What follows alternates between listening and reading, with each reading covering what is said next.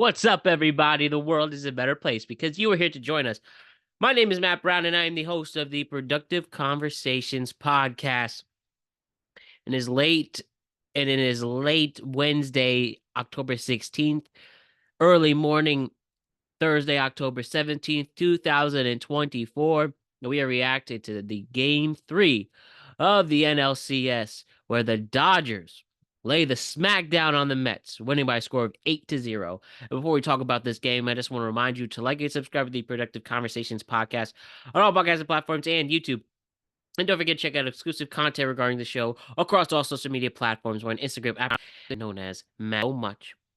And because I've started taking this elixir, Shay begins. I mean, I've been doing all these instant reactions and on top of our normal programming, and I have the energy to do it thanks to our friends at Magic Mind. And we're going to continue the grind. And I promise you, if you get this shot of Magic Mind, you will have a better life. And go to magicmind.com/PCMB and use discount code PCMB20 for 28% off. Sorry, for 48% off your first subscription and 20% off your first one-time purchase. Okay. Baseball continues to have its most glorious time of the year with one highly anticipated NLCS and the ALCS with a huge juggernaut team. We talk about the Yankees these past couple of days. Yankees are all what happens? The Mets don't show up. They get shut out for the second time in the NLCS, and it was all Dodgers today. As soon as the second inning took place, the Dodgers ran away with it. Really, Severino came in, not ideal, and here with this, let's look at his line really quick. Severino, only 4 2/3 innings, 3 hits, 4 walks, and he did have 3 strikeouts, but then the bullpen led on, and he was definitely responsible for leaving men on base a bunch during this game. And because of that, giving up those 2 runs, and then Reed Garrett and Tyler McGill didn't do much. They took a bunch of the heat, and they gave up a total of 8 runs together. And then the Dodgers had almost the opposite and continued to, we talked about the 33 straight scoreless innings going into game 2, and they just started another 9-inning one with this game, right? Where we have Walker Buehler, even though he didn't get the win, he was holding the Mets down. There were times where, you saw bases loaded. They couldn't step up with Alvarez, and they couldn't step up with Lindor. His knuckle curve was looking fucking beautiful during this game. And yeah, with his line at 4 innings, 3 hits, 2 walks, and 6 strikeouts, he was the hero in this one. And then the bullpen kept doing their thing with Kopech, Brazier, Tienan, and Kasparis. Kasparis. And yeah, now you killed that high intensity crowd.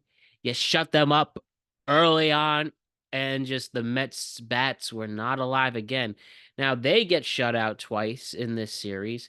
Sure, there's still plenty left. It's only a 2-1 series, but I don't know. You got to do exactly what you did in game 2. You start out hot. A Lindor leadoff home run would definitely be clutch.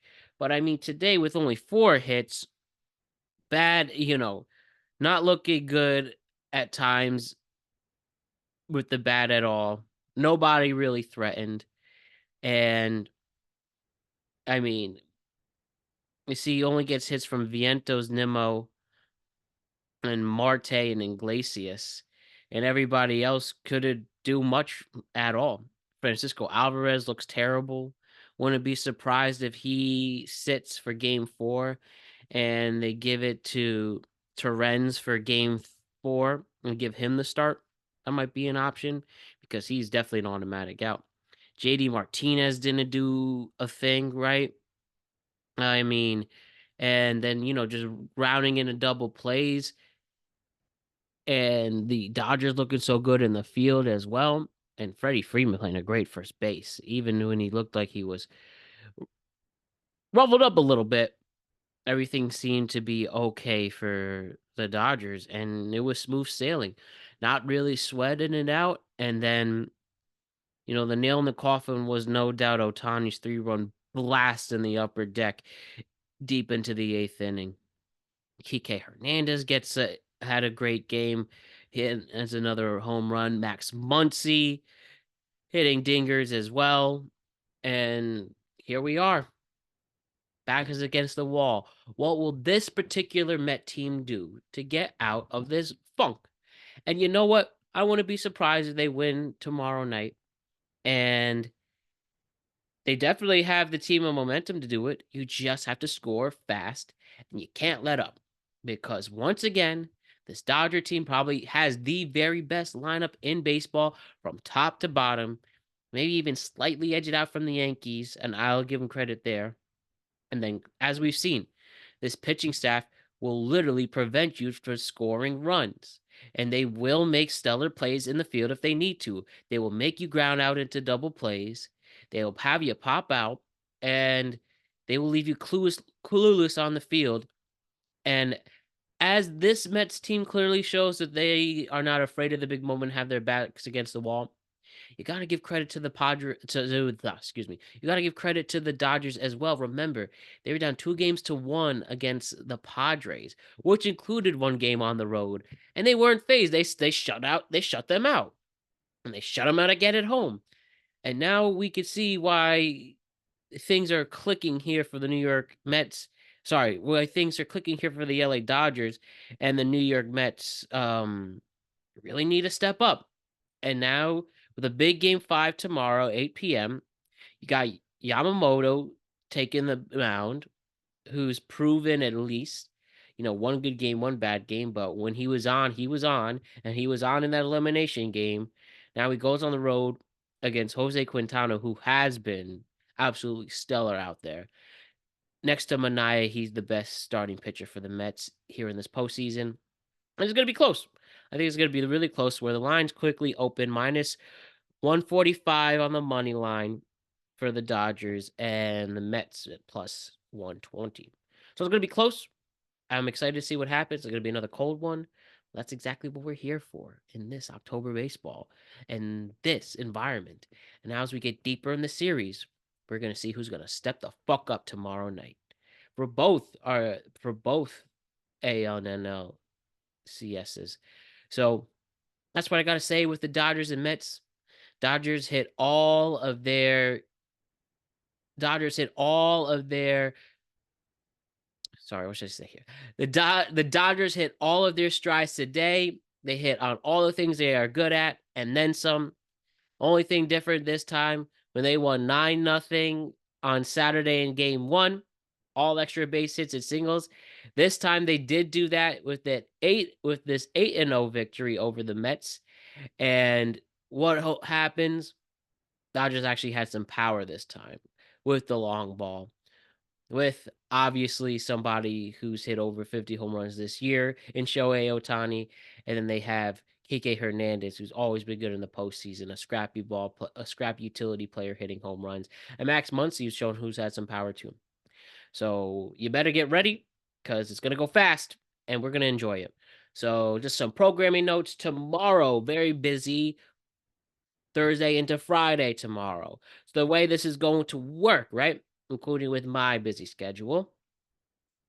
We got the Yankees at 5 o'clock. We got the Mets at 8 o'clock. I will be doing the instant reaction, but 2 into 1, right? So I'm going to do both the instant reaction for the Mets and Yankees in one show. That's how it's going to work for this particular situation. Because I actually have another tweet cap recording that'll take place at 8 o'clock.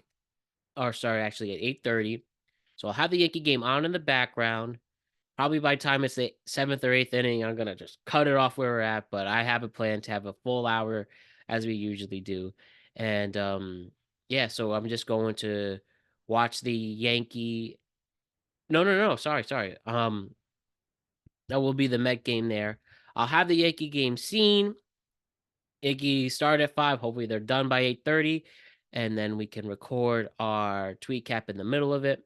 And then after that, we will have the Mets on in the background while I record the tweet cap as well. But anyway, so the big thing for you to know is that tomorrow, Thursday and Friday, we will do a tweet cap.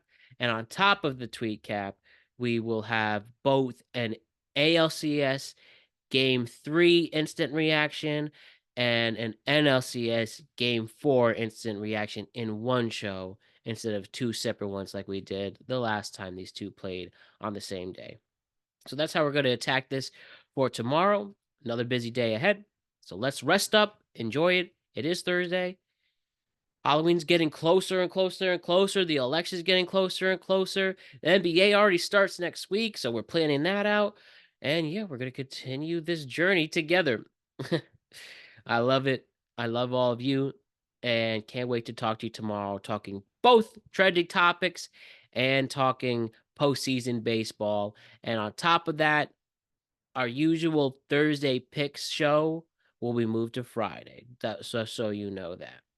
So our pick show will be moved to Friday.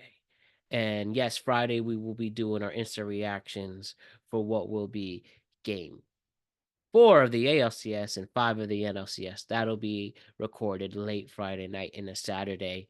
And on Friday during the day, we will have our picks for college football and the NFL. So, yep, good stuff. Busy few days coming. We are all ready for it. So with that, my name is Matt Brown. I am the host of the Productive Conversations podcast. And I'll be seeing you all tomorrow. And have a great day and do what you got to do beforehand because we got a lot of fun in store. Love you all. Peace.